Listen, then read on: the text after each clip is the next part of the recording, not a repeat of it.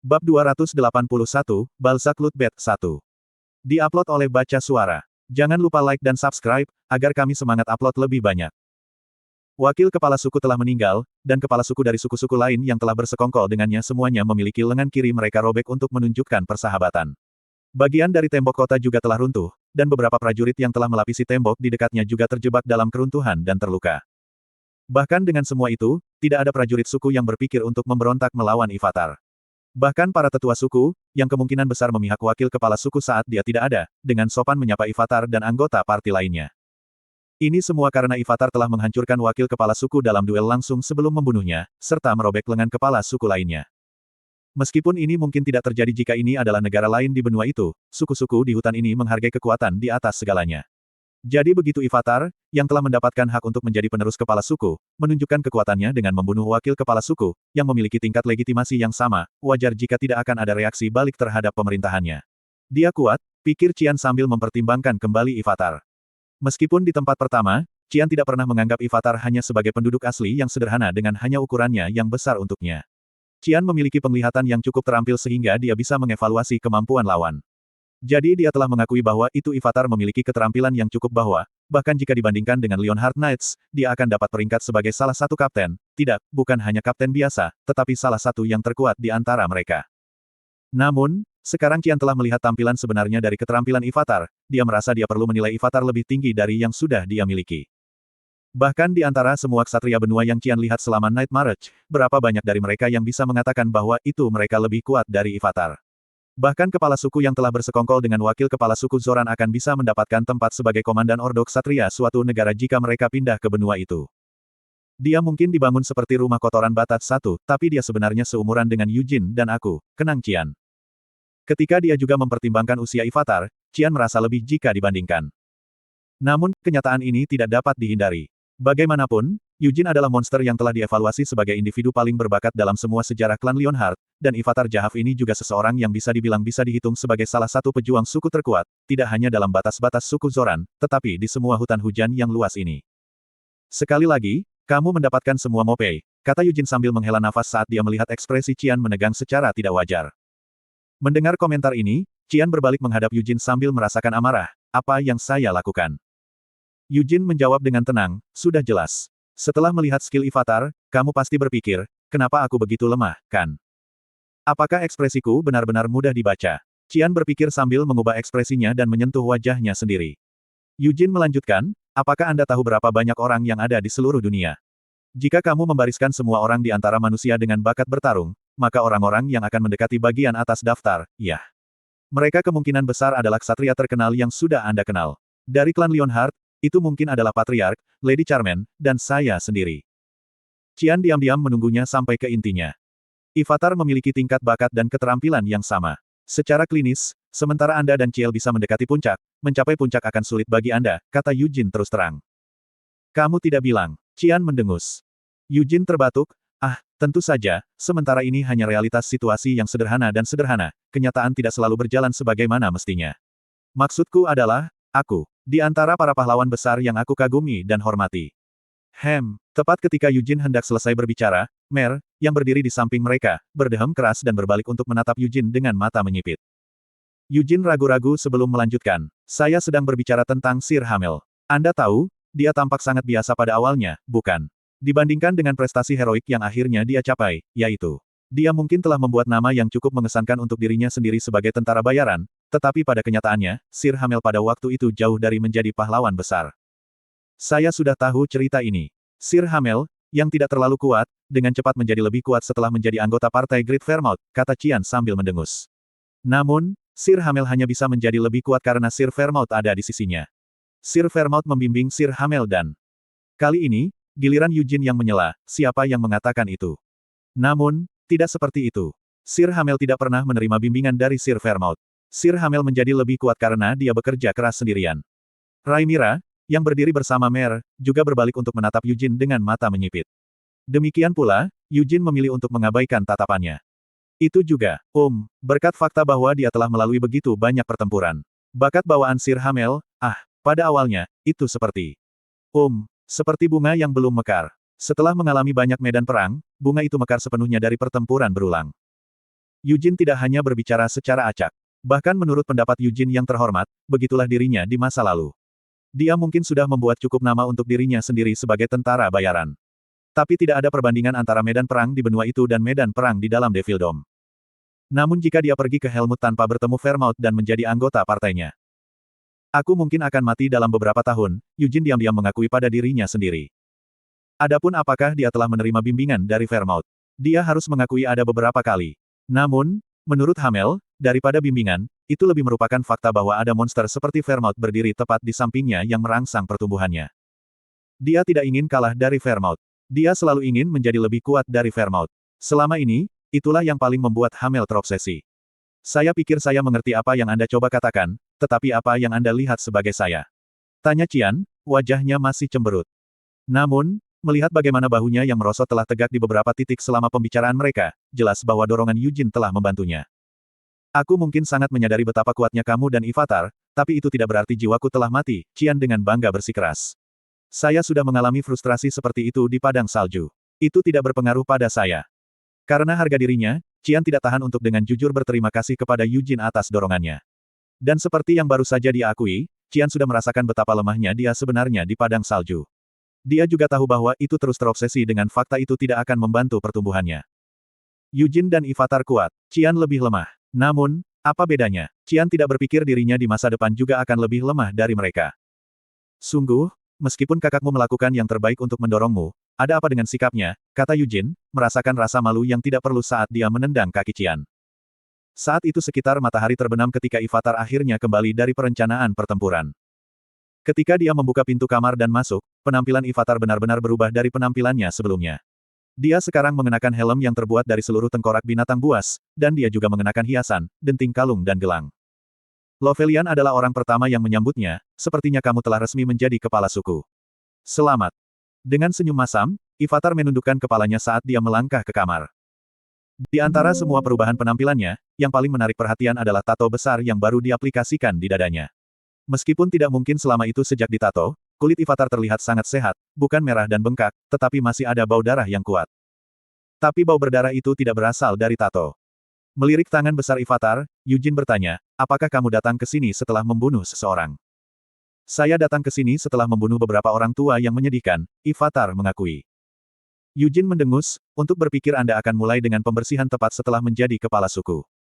Ivatar menggelengkan kepalanya, bahkan jika aku tidak menjadi kepala suku, aku masih harus membunuh orang-orang bodoh itu. Itu seperti dugaan Yujin sebelumnya. Slot iklan, kamu bisa pasang iklanmu di sini. Para prajurit muda menantikan pertempuran. Namun, almarhum wakil kepala suku sekutu, dan bahkan beberapa tetua suku Zoran sudah menyerah untuk memenangkan perang ini. Sementara mereka mungkin juga pernah menjadi pejuang yang dengan berani berlari melalui hutan dan merindukan pertempuran, sekarang mereka telah tumbuh lebih tua dan telah mendapatkan tangan mereka lebih dari yang bisa mereka pegang, daripada mempertaruhkan kematian di medan perang, mereka lebih baik mati pada usia tua yang nyaman. Itu adalah sesuatu yang mereka putuskan saat saya pergi, Ivatar menjelaskan. Mereka telah sepakat untuk memimpin pasukan mereka ke dalam kekalahan berulang, mengorbankan cukup darah dan jiwa sampai suku Kocila puas. Setelah itu, mereka akan menyerah dan menjadi bagian dari suku Kocila. Tentu saja, Ivatar tidak setuju dengan semua ini. Sebagai seorang pria muda dan suka berperang, Ivatar ingin memenangkan perang ini. Sebagian besar prajurit suku merasakan hal yang sama. Saya telah diberitahu bahwa beberapa pertempuran lagi terjadi saat saya pergi. 4 suku telah dihancurkan, dan Kocilas telah menginjak-injak sampai ke hutan di sebelah utara suku Zoran, Ivatar melaporkan sambil membuka kulit binatang besar yang dia pegang di satu tangan dan menggantungnya di dinding. Yujin bertanya-tanya apa yang dipegang Ivatar, tetapi ternyata itu adalah peta hutan. Ivatar menyipitkan matanya saat dia menatap peta. Jika ingatanku masih benar, maka lokasi pohon dunia dan wilayah elf seharusnya ada di sekitar sini, kata Ivatar sambil memasukkan penusuk besar ke peta. Ini mungkin disebut pohon dunia, tetapi itu tidak berarti pohon itu sendiri terletak di pusat hutan hujan yang tepat. Sebaliknya, itu sebenarnya terletak cukup jauh di sebelah barat pusat perkiraan. Tentu saja, itu tidak seperti pohon dunia benar-benar ada di situs itu. Lebih tepatnya, pohon dunia ada dalam dimensi terpisah yang tumpang tindih dengan lokasi itu. Lalu, dari titik ini keluar, ini adalah wilayah suku Kocila, Ivatar menjelaskan sambil menempelkan penusuk lain di tempat yang jauh dari pohon dunia. Yujin merasa sedikit lega dengan ini. Meskipun tidak mungkin untuk membuka penghalang yang telah ditempatkan di atas situs kecuali Anda memiliki daun dari pohon dunia bersama Anda, Yujin masih merasa perlu berhati-hati. Ini adalah tempat-tempat yang telah ditaklukkan, Ivatar melanjutkan berbicara ketika beberapa penusuk lagi terjebak di peta. Yujin, yang menonton diam-diam sampai Ivatar selesai menempelkan penusuk di semua lokasi, mengangguk dan berkata, ini bukan hanya perang penaklukan sederhana. Jika Kocilas hanya ingin memperluas wilayah mereka, mereka bisa saja menelan tanah suku-suku di sekitar mereka terlebih dahulu. Bahkan, beberapa penusuk memang telah dimasukkan di sekitar wilayah utama suku Kocila, tetapi banyak penusuk lainnya juga telah dimasukkan jauh dari tanah suku mereka. Saya juga setuju dengan pendapat itu, kata Ivatar, mengangguk.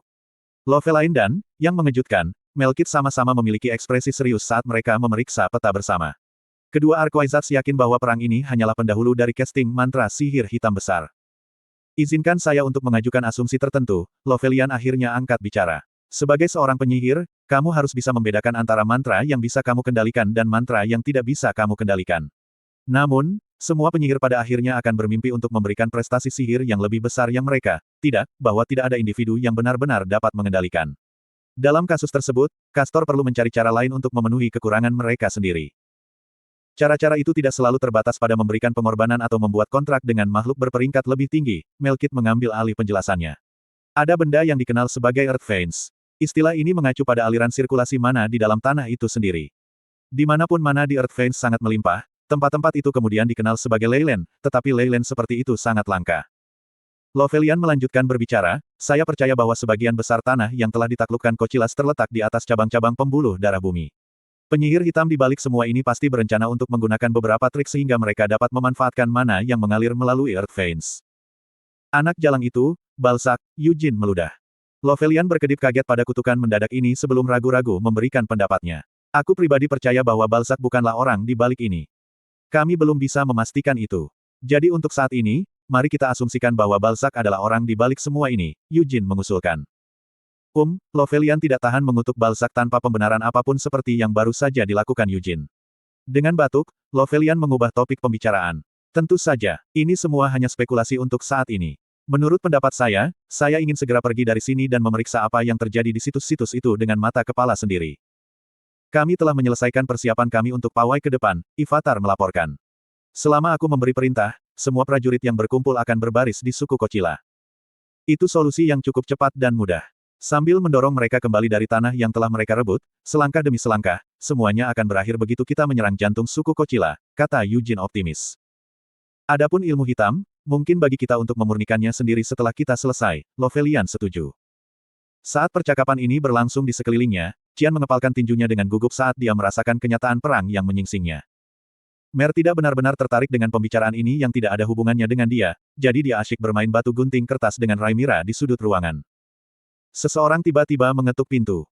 Sebentar, tolong, kata Ivatar, memohon maaf kepada semua orang, saat dia berbalik ke arah pintu. Setelah keluar dari ruangan selama beberapa saat, Ivatar kembali dengan ekspresi bingung. Ivatar kemudian menyatakan, Balzac Lutbet telah menyerahkan diri. Apa yang baru saja kamu katakan? Yujin menuntut. Ivatar mengulangi dirinya sendiri, Balzac Lutbet telah menyerahkan diri. Semua orang mengasumsikan ekspresi bingung yang sama dengan yang sudah dipakai Ivatar. Bahkan setelah mendengar berita itu secara langsung, mereka masih tidak bisa mempercayainya. Namun, begitu mereka melihatnya dengan mata kepala sendiri, mereka tidak punya pilihan selain menerima kebenaran. Ini adalah salah satu dari 3 penyihir penahanan, Master Menara Hitam Arot, seorang penyihir hitam yang niatnya tidak diketahui dan yang perilakunya mencurigakan, serta tersangka utama karena menjadi penyihir hitam di balik semua ini. Namun setelah diikat, Balzac Lutbet dibawa ke ruangan oleh beberapa prajurit. Bahkan jubah yang awalnya dikenakan Balzac saat penyerahannya telah dilepas, dan semua senjatanya juga telah disita. Pedang panjang dengan bilah hitam, 4 belati, artefak saku yang terpesona dengan sihir spasial, dan tongkat sihirnya. Bahkan kacamata yang selalu dikenakan Balzac telah diambil darinya, dan sepatunya juga dilucuti, meninggalkannya tanpa alas kaki. Kedua tangannya telah diikat sehingga mereka tidak bisa bergerak, dan mulutnya juga disumpal untuk mencegahnya mengeluarkan mantra. Itu adalah penampilan yang cukup menyedihkan. Setelah dibawa ke dalam ruangan, tindakan pertama Balzac adalah menundukkan kepalanya kepada semua orang. Berkat lelucon di antara bibirnya, dia tidak bisa mengatakan apa-apa untuk menyambut mereka. Masih bingung dengan kejutan ini, Yujin menunjuk Balzac dan menuntut, apa yang kamu lakukan? Tidak bisa menjawab, Balzac hanya bisa tersenyum kecut. Setelah mengirim para prajurit yang telah memimpin Balzac ke sini kembali keluar dari ruangan, Ivatar berbalik untuk melihat kembali ke Yujin dan dengan ragu bertanya. Apakah kita perlu menyiksanya? Balzac menggelengkan kepalanya mendengar ini. Alis Yujin berkerut, dan dia mengangkat satu jari. Bila angin yang tajam merobek sumbatan di antara bibir Balzac. Lama tidak bertemu, kata Balzac memberi salam begitu mulutnya dibebaskan. Alis Eugene berkerut sekali lagi. Untuk sesaat, dia mempertimbangkan apakah dia harus memotong pengekangan yang mengikat tangan Balzac atau apakah dia hanya harus membidik tenggorokan Balzac. Mengapa kamu datang ke sini? Lovelian bertanya setelah dia pulih dari keterkejutannya. Untuk berpikir bahwa Balzac tiba-tiba akan menyerahkan diri. Karena Balzac adalah seseorang yang niat sebenarnya sulit untuk ditangisi, bahkan tindakan ini mungkin menjadi bagian dari skema yang mengarah ke sesuatu yang lain. Melkit sudah membuat persiapan untuk memanggil salah satu raja rohnya, dan Christina juga meraih gagang cambuknya. Yang memanipulasi suku Kocila adalah Edmond Kodret, Balzac mengaku. Itu tidak menjawab mengapa dia ada di sini. Meskipun Lovelian telah siap untuk mengucapkan mantra yang akan membakar tubuh Balzac segera setelah dia mengatakan sesuatu yang bukan jawaban atas pertanyaan Lovelian, pada akhirnya, Lovelian tidak bisa mengucapkan mantra yang telah dia siapkan dan dibiarkan menganga dengan mulut terbuka. Edmond telah mengirim pasukan elitnya untuk menduduki pembuluh darah bumi samar, dan tujuan perang ini adalah untuk mengganggu aliran mana di bawah, Balzac terus mengungkapkan. Tunggu, Lovelian mencoba berhenti sejenak untuk berpikir. Balzac buru-buru melanjutkan, Edmond telah membuat cukup banyak kemajuan menuju tujuannya. Setelah mantranya selesai, Edmond akan menjadi Raja Iblis. Berita ini membuat semua orang terdiam. Christina juga tanpa sadar melompat berdiri, dan mata Eugene menjadi gelap dengan dingin. Raja Iblis. Mereka memiliki kecurigaan mereka. Namun, jauh di lubuk hati, mereka berpikir bahwa itu tidak mungkin. Ewart hanyalah kasus khusus. Sisa-sisa Raja Iblis yang tersisa di dalam tombak iblis dan palu pemusnahan hanya mampu mempersiapkan ritual semacam itu dengan memusatkan perhatian mereka pada bisikan ke telinga Ewart dan merusaknya. Pada hari itu, sisa-sisa Raja Iblis yang muncul di Black Lion Castle telah benar-benar dimusnahkan. Bahkan jika mantra itu telah dibocorkan oleh Hector yang sekarang sudah meninggal, seharusnya masih mustahil untuk menjadi Raja Iblis dengan merapal mantra itu kecuali masih ada sisa-sisa Raja Iblis yang tersisa. Eugene mengungkapkan keraguannya, itu seharusnya tidak mungkin. Tidak mungkin bagi orang seperti saya, Balzac mengoreksi. Tidak mungkin bahkan untuk Amelia Merwin. Namun, jika itu Edmond, maka itu sangat mungkin. Karena dia memiliki Vladimir dan memanfaatkan banyak keuntungan yang telah dia siapkan di dalam hutan ini.